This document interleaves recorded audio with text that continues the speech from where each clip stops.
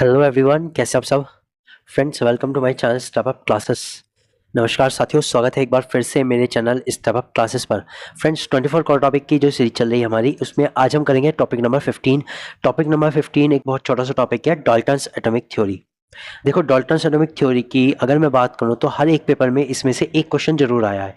तो छोटा सा टॉपिक है, छोटी सी थ्योरी है, और थ्योरी काफ़ी सारे ऐसे टॉपिक्स के साथ डील करती है जो कि समझनी इंपॉर्टेंट है कि टॉपिक किस किस के बारे में बात करती है। इन्हीं से रिलेटेड क्वेश्चन भी आते हैं।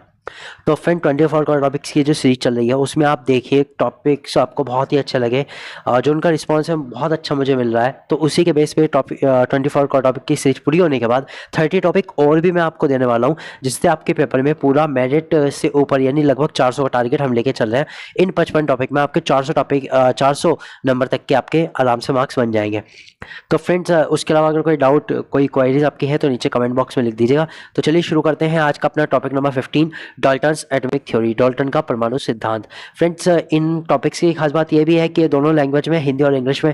तो चाहे आप हिंदी मीडियम से तैयारी कर लो, चाहे इंग्लिश मीडियम से आपने सेलेक्ट किया हुआ, आप दोनों तरीके से इस वीडियो को देख के अपना बेनिफिट कर सकते हैं। और प्रैक्टिस क्वेश्चन हाथ में होते हैं तो आपकी प्रैक्टिस अच्छे से हो जाती है।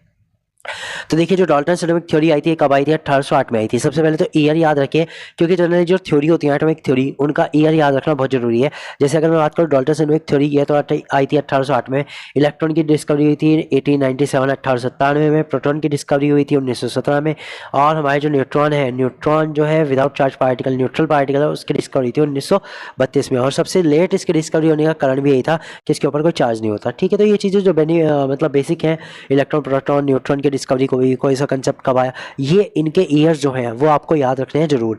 ठीक है, ये जनरली पूछ लिए जाते, कभी पूछे भी नहीं जाते तो इन ईयर से रिलेटेड ही क्वेश्चन दे देते कि 1808 में किसका थ्योरी आया, कौन सा थ्योरी आया, इस टाइप के क्वेश्चन आ जाते हैं। तो पता होना चाहिए। तो शुरू करते हैं। देखिए इसमें क्या क्या मेन पोस्टुलेट्स है, क्या क्या मेन टॉपिक्स हैं वो। सबसे पहले तो this theory was based on the law of chemical combination. ये जो थ्योरी थी वो लॉ ऑफ केमिकल कॉम्बिनेशन के बेस पे थी। ये हमें बताती है कि जो केमिकल्स कंबाइन होते हैं, यानी एलिमेंट्स कंबाइन होते हैं, वो किस तरह से होते हैं, क्या एक केमिकल रिएक्शन में क्या कुछ होता है, वो सब बताती है। ठीक है, अब इसके मेन कंसेप्ट क्या है, इसके बेसिक पोस्टुलेट क्या है, मूल अवधारणाएं क्या है इन्होंने बताई, वो बताते हैं। देखिए मूल अवधारणाओं के साथ साथ मैं आपको एक चीज और बताना चलूंगा इसमें, कि क्या कुछ उन्होंने अलग है और क्या अब उसकी एक्सेप्शनल बन गई है। देखिए जब थ्योरी आई थी 1808 में, बहुत पहले आई थी, उसके बाद इलेक्ट्रॉन प्रोटॉन और जो न्यूट्रॉन है उसकी डिस्कवरी हो चुकी है। तो देखिए जब इन तीनों फंडामेंटल पार्टिकल की खोज हुई, सब एटॉमिक पार्टिकल्स की, तो उसके बाद काफ़ी सारी चीज़ें ऐसी थी जो नई निकल के आई। तो वो डाल्टन्स एटॉमिक थ्योरी के एक्सेप्शनल है, या फिर मैं कहूँ तो डाल्टन्स एटॉमिक थ्योरी को प्रूफ, उन थ्योरी को प्रूफ नहीं कर सकती, उन चीज़ों को प्रूफ नहीं कर सकती। कौन? Dalton's atomic theory. तो वो भी मैं आपको बताता रहूंगा यहाँ पे, ताकि आपको ये कंसेप्ट जो है बहुत अच्छे से क्लियर हो जाए। तो यहाँ केवल 4 लाइन पढ़ाने से मतलब नहीं है, मतलब है कि इस टॉपिक में और जो आगे आने वाले टॉपिक है उनमें क्या चीज़ ये टॉपिक, ये थ्योरी नहीं बता पाती। ओके, तो शुरू करते हैं। देखो सबसे पहले इन्होंने कहा all substance are made up of tiny invisible particle called atoms, कि सभी पदार्थ छोटे अविभाज्य कणों से मिलकर बने होते हैं जिन्हें परमाणु कहा जाता है। चलिए ठीक है, हमने बात मान ली कि जो पदार्थ है वो सभी छोटे अविभाज्य कणों से मिलकर बने होता है, जिन्हें क्या कहा इन्होंने? परमाणु कहा। ठीक है, ये बात ठीक थी, अच्छी पॉइंट था।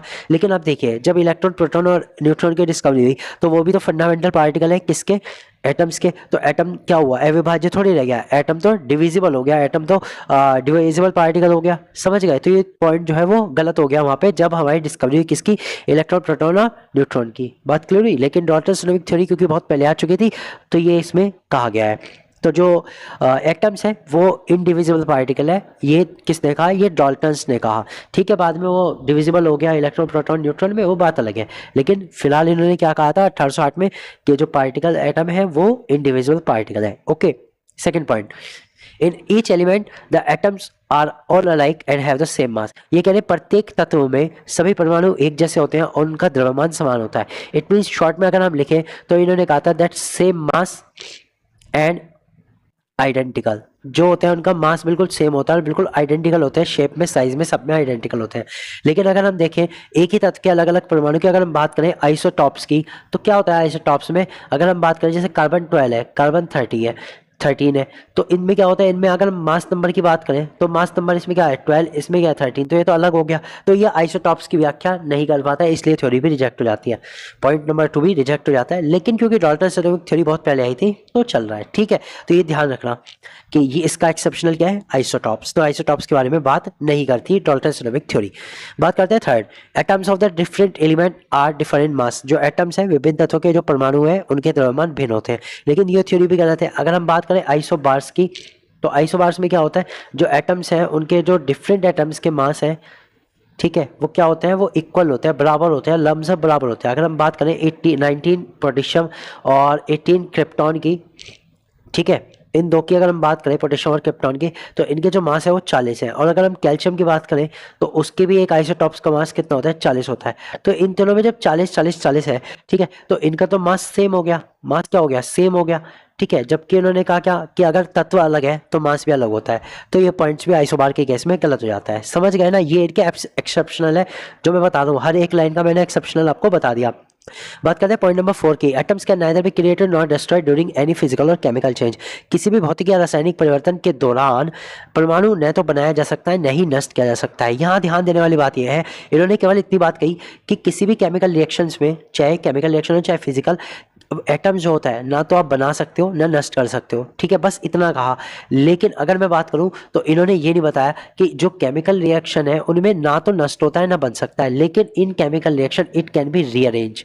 क्या हो सकता है, ये रीअरेंज हो सकता है, और एक तरह से हम कहें तो ऑर्गेनाइज्ड हो सकता है, ठीक है, दोबारा दूसरी तरीके से ऑर्गेनाइज्ड हो सकता है, संगठित हो सकता है, अलग तरीके से जुड़ सकता है, ठीक है। तो ये तो हो सकता है, लेकिन बने या नष्ट नहीं हो सकता, बनाया नहीं जा सकता किसी भी केमिकल रिएक्शन से और फिजिकल और केमिकल चेंजेस से, ना तो बन सकता है ना नष्ट हो सकता है। लेकिन हाँ, जब हम केमिकल रिएक्शन करते हैं तो उसमें रीअरेंज हो सकता है, ये भी बात इन्होंने कही, ठीक है। पॉइंट की बात करते हैं फिफ्थ की, atoms combined with each other in simpler number of ratio to form compounds called molecules. ये कहते हैं अणु बनाने के लिए परमाणु एक दूसरे से सरल संख्या अनुपात में संयोजित होते हैं, इसे हम कहते हैं लॉ ऑफ डेफिनाइट प्रोपोर्शन। क्या कहते हैं, लॉ ऑफ डेफिनाइट प्रोपोर्शन, जो कि इन्होंने ही दिया। इन्होंने ये कहा कि कोई भी जो एटम्स होता है, ठीक है, जब वो अणु बनाता है, एटम्स आपस में जुड़ के क्या बनाते हैं, मॉलिक्यूल बनाते हैं, अणु बनाते हैं, तो ये कह रहे हैं वो ऐसा डेफिनाइट मास के रेशो में करते हैं। किस में करते हैं, डेफिनाइट मास के रेशो में करते हैं, डेफिनेट मास के रेशो में करते हैं। उनका जो मास का रेशो होता है वो डेफिनेट होता है, निश्चित होता है, ठीक। जैसे अगर हम बात करें CO2 में, तो इसको समझाता हूँ मैं। CO2 में अगर हम कार्बन के मास की बात करें तो 12 है, ऑक्सीजन का 32 है, तो रेशो कितना आता है, 3:8। दैट मीन्स कि कार्बन के हमेशा 3 ग्राम 8 ग्राम ऑक्सीजन से कंबाइन करके ही CO2 बना सकते हैं। अगर हमारे पास कार्बन के 3 ग्राम है लेकिन ऑक्सीजन के 8 ग्राम नहीं है, 6 ग्राम है, तो CO2 नहीं बनेगा। This is called the law of definite proportion. यहाँ पर मैंने आपको एक्सप्लेन कर दिया। तो 5 पॉइंट थे, पांचों में सबके एक्सेप्शनल आज के टाइम में है, लेकिन उस टाइप पे क्योंकि 1860 में बहुत पहले की बात हुई है, तब एक्सेप्शनल नहीं थे, ये चीजें इन्होंने कही। अब देखो प्रैक्टिस क्वेश्चन देखते हैं कि किस टाइप के इसमें प्रैक्टिस क्वेश्चन एग्जाम में पूछे जाते हैं, आपका ये कंसेप्ट क्लियर हो जाएगा।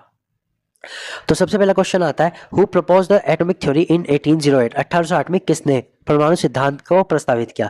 तो कौन थे 1808 में प्रस्तावित करने वाले? वो थे जॉन डाल्टन। की बात करते हैं जे थॉमसन की। जे थॉमसन ने जो दी थी इलेक्ट्रॉन की डिस्कवरी की थी, कैथोड रे एक्सपेरिमेंट किया था। अर्नेस्ट रदरफोर्ड ने प्रोटॉन की डिस्कवरी की थी और प्रोटॉन को नाम दिया था। वैसे डिस्कवरी तो गॉल्स्टन ने दी थी, रदरफोर्ड ने नाम दिया था।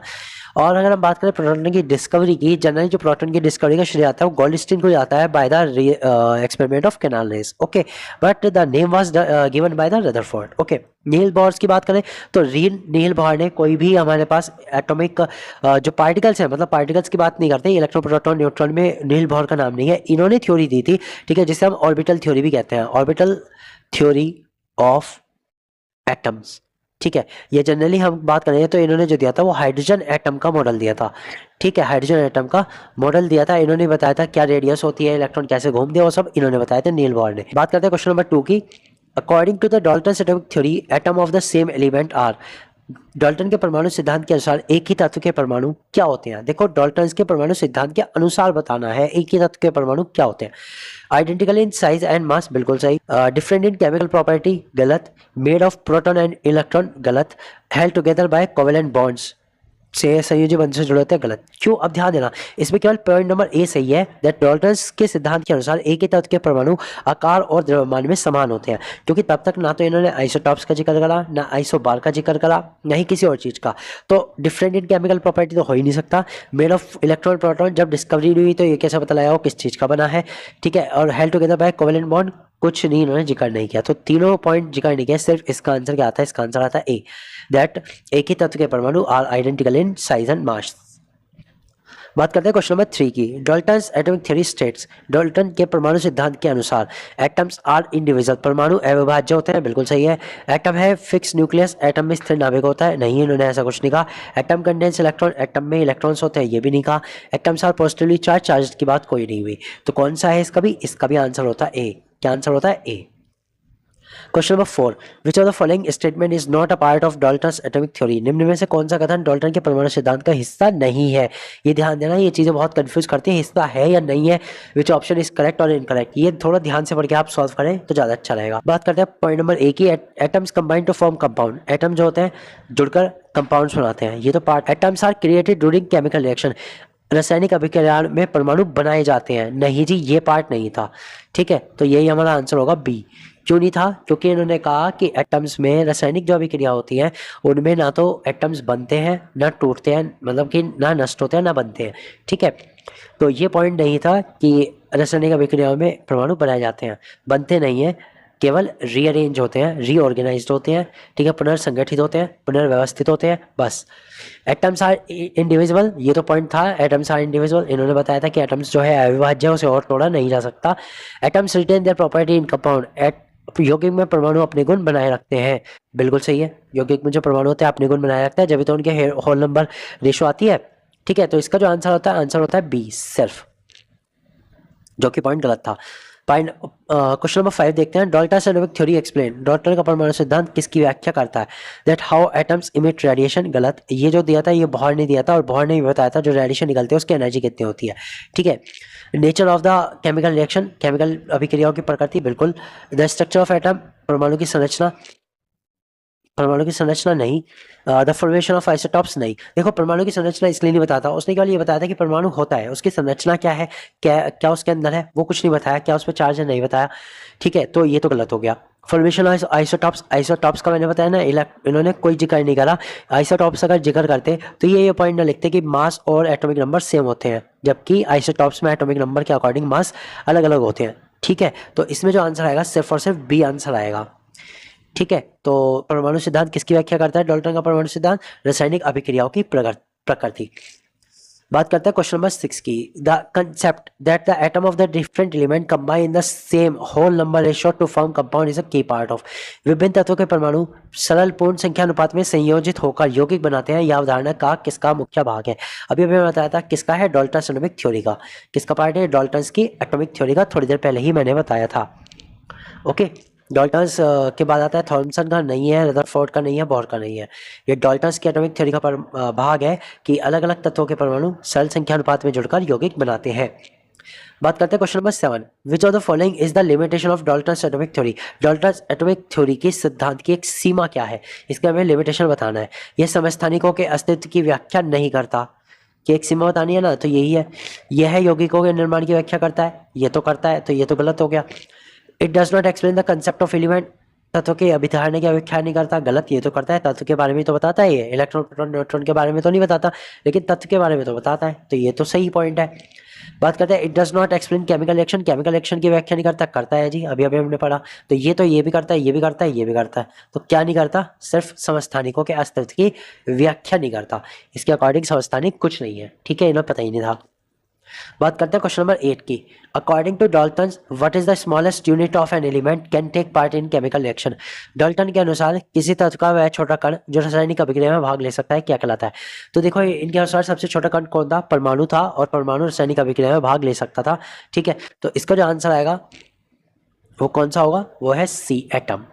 ठीक है, कौन सा है? C atom. तो इसके साथ ही ये जो क्वेश्चंस थे एटॉमिक थ्योरी के, जितने भी टाइप के क्वेश्चन आते हैं वो मैंने आपको सब बता दिए फ्रेंड्स, और इसके साथ ये टॉपिक नंबर 15 खत्म होता है। हम आपसे कल मिलेंगे टॉपिक नंबर 16 के साथ। सो गुड बाय एवरीवन, तैयारी करते रहिए, आपका एग्जाम बहुत अच्छे से क्लियर हो जाएगा। ठीक है, मैं मिलूंगा आपसे अगली वीडियो में, तब तक के लिए गुड बाय।